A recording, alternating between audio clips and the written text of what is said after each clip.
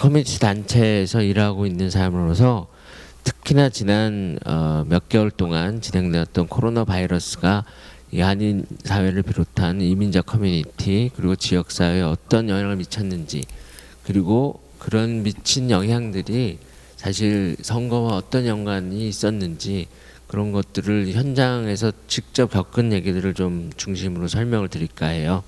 그래서 그 현장에서 겪은 그 이야기들을 사실 모두가 같이 접하게 되면 더욱더 좀 선거에 적극 참여해야 된다는 생각이 들지 않을까, 그런 생각에서 준비를 했습니다. 일단 제가 일하고 있는 민권센터에 대해서 잠시 설명드릴게요. 1984년에 설립됐고 36년 됐는데, 그동안 이제 이민자 권익옹호, 정치력 신장, 사회봉사, 청소년 교육 활동들을 주로 하고 있고요. 1990년대 중반부터 본격적으로 이 시민운동에 뛰어들어서 지금까지 한인을 비롯해서 이민자들의 선거 참여를 늘리기 위해서 한 9만 명의 유권자 등록을 받았습니다.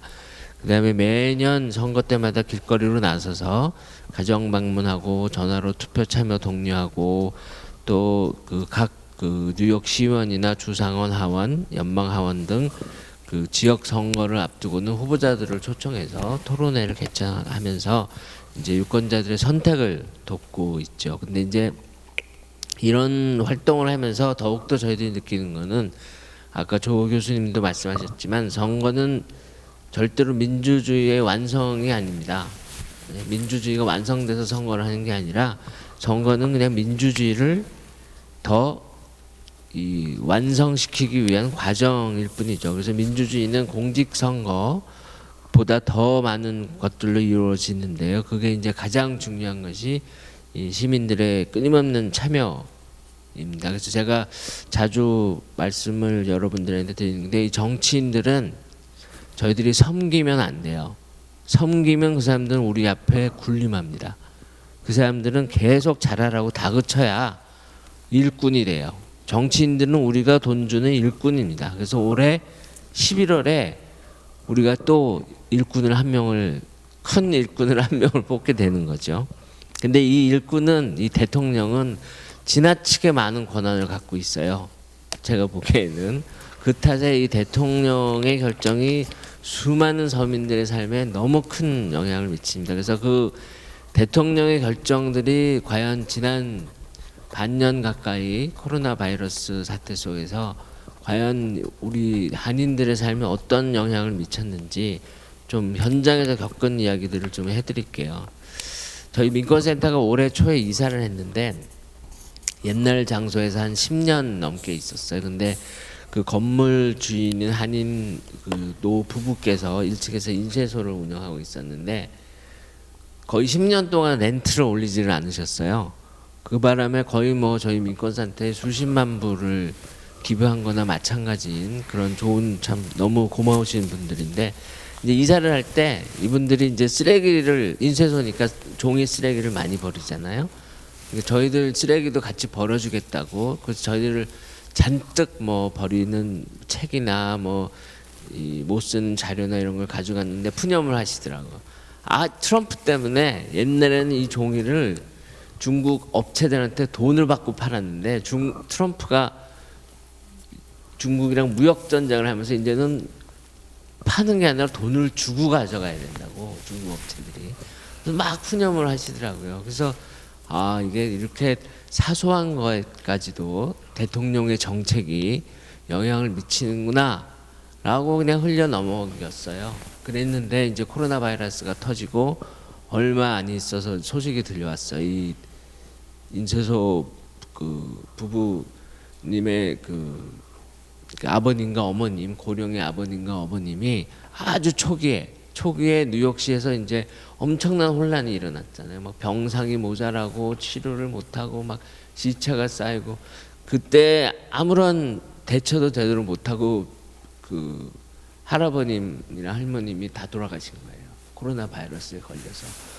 그러니까 그때 그 얘기를 들으면서 이거는 뭐 이 휴지를, 종이를 중국에서 안 사가는 것과는 비교도 할 수 없는 그런 영향이죠. 그런 영향이죠. 그러니까 코로나 바이러스를 정부가 어떻게 제대로 대처할 수 있느냐 없느냐의 문제에 따라서 아까 조 교수님 말씀대로 목숨이 걸린 문제라는 것을 여기서 확실하게 이제 느끼게 되는 겁니다. 그래서 이제 민권센터는 바이러스 사태가 터지면서 이 서민들 돕기 위한 활동을 시작을 했어요. 실업수당 신청, 그다음에 서류미비자 현금 지원, 주택 렌트 지원 등등. 그래서 이 과정에서 거의 2만 명에 다다른 사람들이랑 대화를 하고, 그다음에 수백여 명에게 신청서 같은 것들 작성을 대행을 해줬어요. 그리고 이제 한 100만 불 정도를 모금을 해서 한 1,480가정 서류 미비자 가정들에게 이제 400달러에서 1,000달러 정도를 지원하고 그렇게 했는데, 이 과정에서 정말 눈물겨운 일들이 많이 있었습니다. 제일 먼저 시작은 실업수당 신청부터 문제였는데요. 이게 수백만 명이 신청을 하니까 뉴욕주 노동국이 아무런 준비가 안 돼 있었던 거예요. 그래서 두 가지 방법으로 신청을 받는데, 이 전화랑 컴퓨터 온라인. 근데 전화가 수백만 명이 전화를 하니까 불통이 돼 버린 거죠. 아예 전화가 안 돼요. 아예 뭐 가끔 안 되는 게 아니라 아예 안 되는 거예요. 그러니까 이제 영어를 못 하시는 분들이 이거 한국어로 신청을 해야 되는데 전화밖에 한국어 옵션이 없으니까, 그러니까 결국 컴퓨터 온라인으로 해야 되는데 할 수가 없는 거죠. 영어가 안 되시고 또 컴퓨터 사용이 안 되시고. 그래가지고 수많은 분들이 새벽 1시 반에 저한테 전화하고 펑펑 우시고, 이거 어떻게 살 길이 없는데 이거 어떡하냐, 그렇게 연락이 오는 겁니다. 어떤 분들은 남편이 실업수당을 받다가 돌아가셨는데 그 실업수당을 내가 받을 길은 없는지 전화가 오고, 완전히 이거는 정말 아수라장이었어요. 아수라장. 그때 그런 거를 이제 보면서 저희들이 어떤 생각을 했냐면, 야 진짜 이게 한국에서 유행했던 말이죠. 몇 년 전에. 이게 진짜 나라냐, 이게 국민들을 이렇게 내팽개치는 게 이게 과연 나라냐, 그런 생각을 많이 하게 됐어요. 아시다시피 미국은 결론부터 얘기하자면 코로나 바이러스 사태 해결에 실패한 나라입니다. 미국은 아시다시피 감염자 사망자 둘 다 전 세계 1위고요. 다 1위고, 그다음에 뭐 100명 명당 발생 비율로 따져도 이 세계 초강대국이라는 나라가 세계 12위 정도 수준밖에 안 되고요. 그리고 이렇게 비교를 해보면은 굉장히 실감이 나는데요. 9.11 테러 사건으로 한 2천여 명이 죽었잖아요. 목숨을 잃었잖아요. 지금 미국에서 사망자가 이미 10만 명이 넘었어요. 오늘로 20만 명이. 그러면은 9.11 테러가 100번 터진 거예요. 9.11 테러가.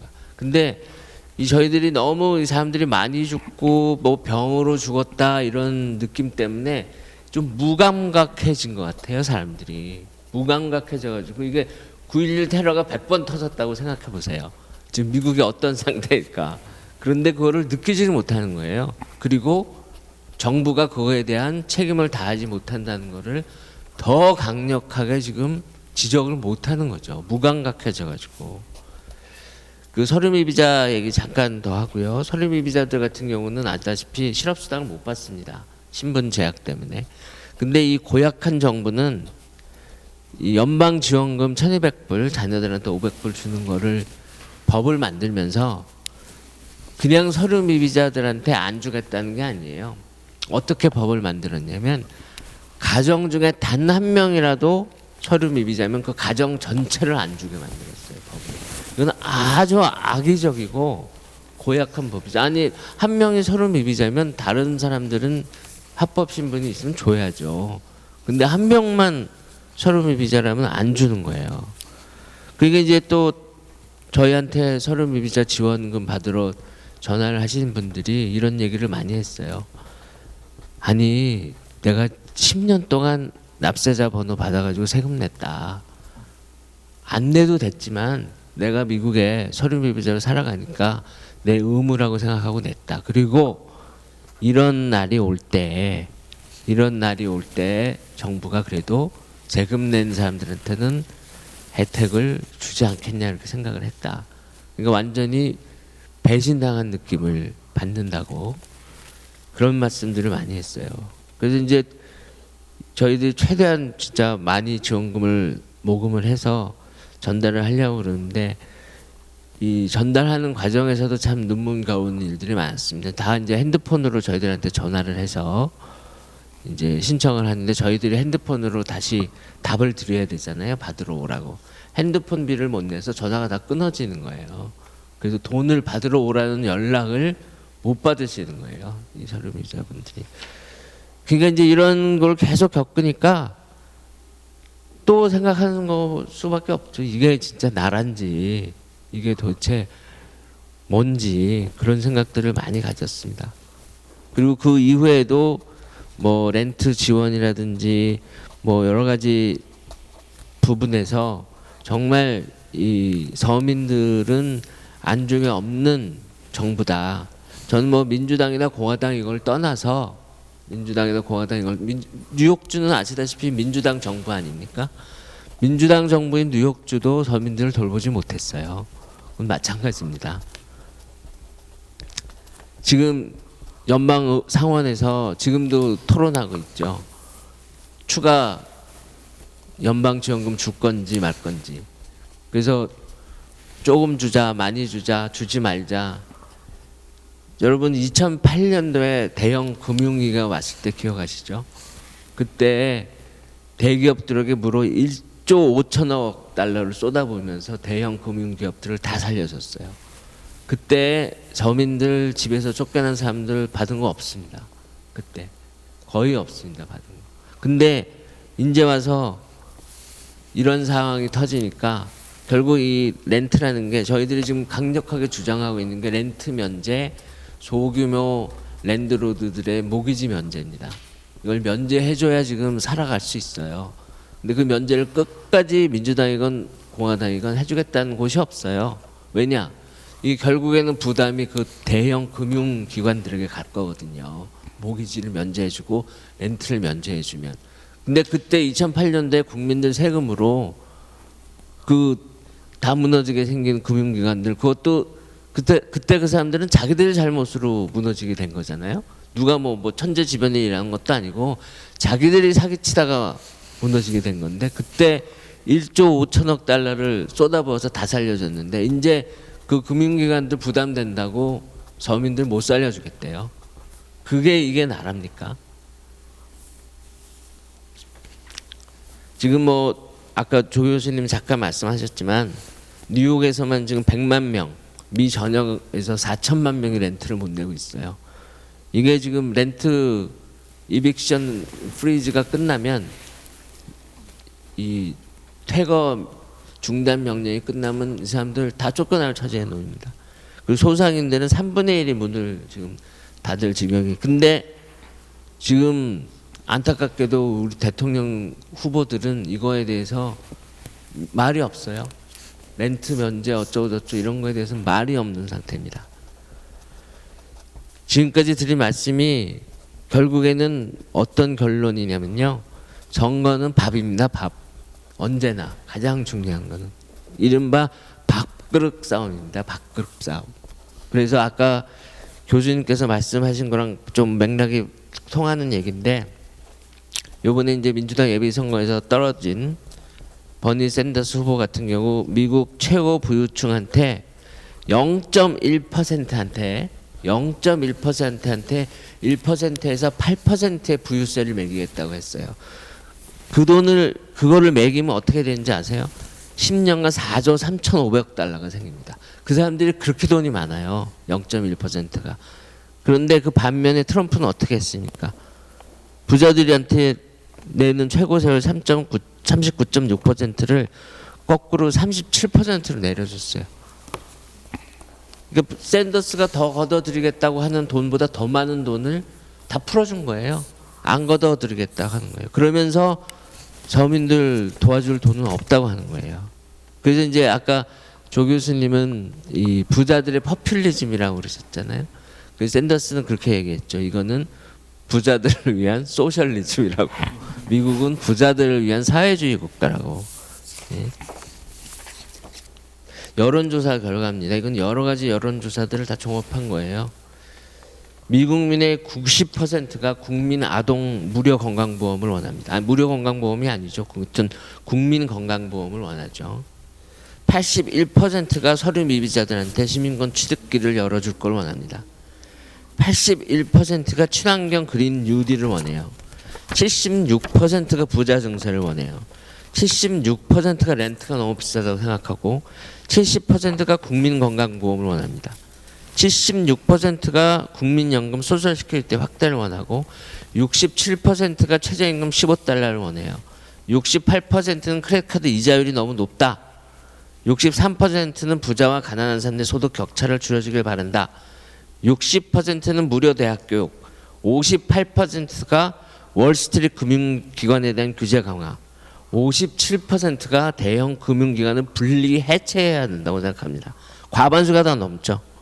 다 과반수가 넘어요. 그런데 이런 공약을 모두 다 하는 대통령 후보는 지금 우리 앞에 없습니다. 언제나 없어요. 국민 과반수가 다 원하는데 과연 왜 항상 우리는 국민들이 다 원하는 것을 하겠다는 후보가 없을까요? 하여튼 선거는 이런 문제들을 끊임없이 지적하고 더 민주주의를 굳건하게 하는 과정입니다. 그래서 엉터리 같은 선거제도 때문에 때로는 많은 사람들의 이 표심이 제대로 전달이 안 되는 경우가 많지만, 그래도 저희들은, 서민들은 특히 선거가 이 저희들의 의사를 전달할 수 있는 가장 중요한 툴 중에 하나이기 때문에, 통로 중에 하나이기 때문에 이번에 꼭 많이 참여하시고, 뭐 민주공화당을 떠나서 일단은 많이 참여해야 되고 정책에 대해서 열심히 살펴봐야 되고, 그게 참으로 이번 대선에는 너무나도 중요한 일인 것 같습니다.